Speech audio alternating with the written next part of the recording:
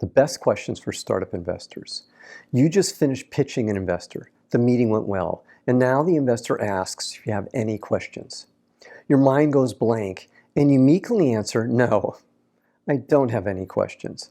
Now you've lost a golden opportunity to move closer to getting an investment. And that's what today's video is all about. In today's video, I'll share with you 10 questions to ask investors that will move you closer to an investment. I hope you like it. Hi, I'm Brett. On my channel, I help early stage startup CEOs like you raise money and grow your startup. So if this sounds like you, then hit the subscribe button and the bell so you get notified every time I release a new video. Let's get started. The list is divided into two groups. First, during the meeting. These questions will usually be asked after the pitch is completed, and then second, later diligence questions. These questions will be asked as you proceed down the path towards an investment. So let's start with the during the meeting questions, and let's start with number one on our list today. Number one, what are your concerns about investing in our company? This is my favorite question to ask an investor. The pitch is done, and you can tell it went really well. The investor asks you if you have any questions. Asking about their concerns is a dynamite way to understand what is worrying them. It could be your team. It could be execution. It could be your market choice. It could be your lack of differentiation. The great thing is, you now have a chance to answer their questions right now when you are in front of them. And you should be able to figure out before the meeting where their concerns likely are. Just ask yourself, why are we going to fail? That's where the concerns lie. You can also add a slide to your pitch deck titled, "Why We Will Fail." Then you can proactively address these concerns before the investor even asks you.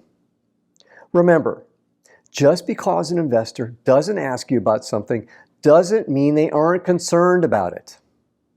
Now, on the offhand chance the investor says they have no concerns, you can smile, laugh a little, and say, "Great, when can we expect a term sheet?" Then it's likely the investor will tell you the real concerns they have. Finally, raising money is sales. You are asking for a large amount of money. Closing big deals is all about overcoming objections. Now, let's move to number two on our list. Number two, who else in your partnership needs to be excited about this investment? It is very rare when an investor doesn't need some sort of approval from someone else. And most VCs work in some sort of team approach. There will be a lead partner on the deal, and there will be a second partner supporting the deal. It's likely you'll be meeting multiple people in the fund before a deal closes. So, why not ask how all of this works?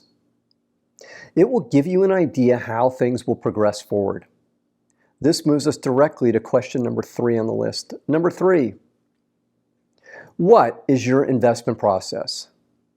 Each investor you meet with will have a slightly different process to follow, from the initial meeting to getting a term sheet.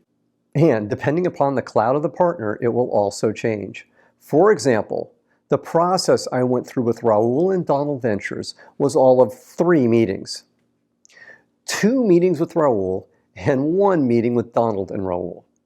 I didn't even have to pitch the other partners in the fund. It took all of 3 weeks from our first meeting until they presented us with a term sheet. Knowing their process will help you gauge how long it will take to complete. So, if you have multiple funds moving towards a close, you can more easily manage the process. Next, let's move to question number 4 on the list. Number 4, how do you like to engage with founders as we're executing against the plan? Both when things are on track and when we're working through challenges. The goal here is to learn about the investor's thinking. Most funds reserve a percentage of their fund for follow-on investments. Here's the deal. You will have all sorts of unexpected problems come up. There are no guarantees, but you're looking for an indication the fund is supportive of their portfolio companies. Now, let's move to the final question you should ask at the end of the meeting. Number 5 on our list. Number 5, what is the next step? You've had a great meeting. It's only natural to ask, what's next? Many times the investor will just tell you what's next. Usually, you will hear something like, I need to discuss this with my partners. This means the partner needs to make sure there is enthusiasm for the deal in the partnership. It's their job to make this happen. In this sense, you and the investor are working together. It's your job to provide them with enough ammunition, including how to overcome possible objections, so they can continue forward in the investment process. Those are the smart questions to ask while you still have the investor's attention in the room. But if the meeting goes well and they want to continue the conversation, you'll move into follow-up discussions and diligence. That's where your next set of questions comes in. A word of warning here. Timing is critical here regarding all of these questions. You need to be able to read the room regarding when to ask each of these questions. So let's move to number 6 on the list. Number 6, would you be willing to share references from CEOs you've worked with? As you get closer to receiving a term sheet, your potential investors are going to ask you for references about you and your co-founders. And investors will perform what are called backdoor reference checks using their network to learn about you and your team. So it's only fair that you ask for references from other portfolio company CEOs they've worked with. A good investor should be happy to provide them. In fact, it is a red flag if an investor doesn't agree to provide you with references. Now, let's move to number 7 on the list. Number 7, when one of your portfolio companies hits challenges, how do you typically engage? As I said earlier, even the best run startups have problems.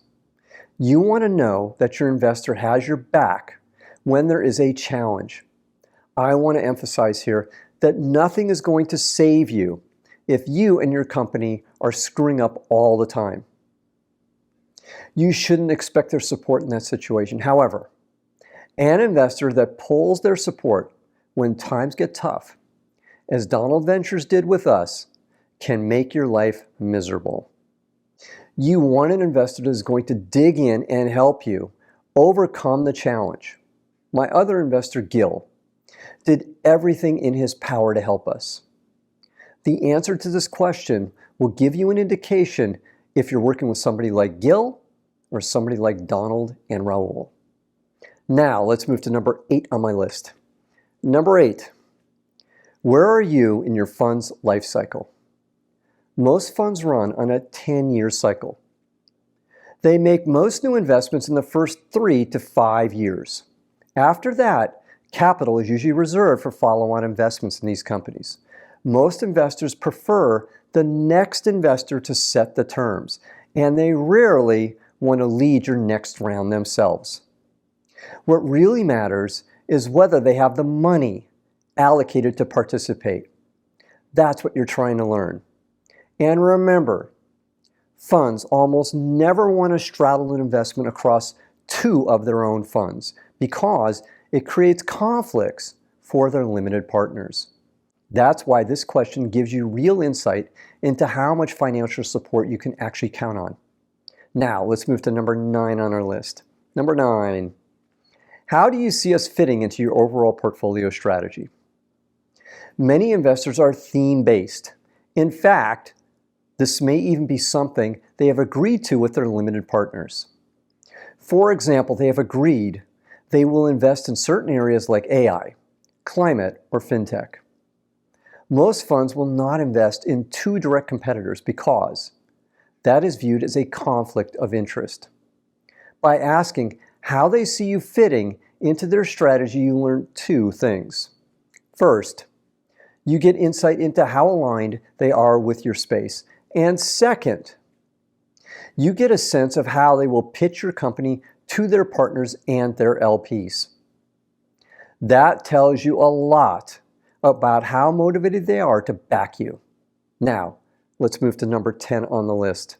Number 10, what are your expectations for reporting information to your partnership? I don't know if you realize it, but the partner you are working with likely has to report your progress back to their firm on a quarterly basis. That's normal. There will usually be a simple form for you to fill out, and the requirements should not be that bad. You will also have regular board meetings, usually quarterly. In some cases, you might even be asked to present back to the full partnership on your progress. Again, all of this is normal. What you want to uncover with this question is whether there is anything out of the ordinary that might be expected. For example, you do not want to be forced into having board meetings every 4 weeks because you will end up spending more time preparing for those meetings instead of actually growing the business. Now, if this content is resonating with you, then please hit the like button right now. One final thought. These questions are powerful tools for qualifying investors and keeping momentum, but no number of questions will save you if your pitch and deck don't wow the investor. The questions only matter once you've already won their attention. Now, I have 3 more things for you today. First, if you want to work with me on your startup, then just scan this QR code. Second, you can use my free startup pitch deck template. It has all the slides you need to develop an awesome pitch deck. Scan the QR code to get yours for free. And third, join my free group of startup CEOs, Zero to Pitch. It's a community for startup CEOs focused on growing their companies and raising funding for their companies. Scan the QR code to join. And if you want help fixing your pitch, then just watch this free 20-minute training. Just click this link right over my left shoulder. I'm Brett at brettjfox.com. Thanks for watching today. Take care. Bye.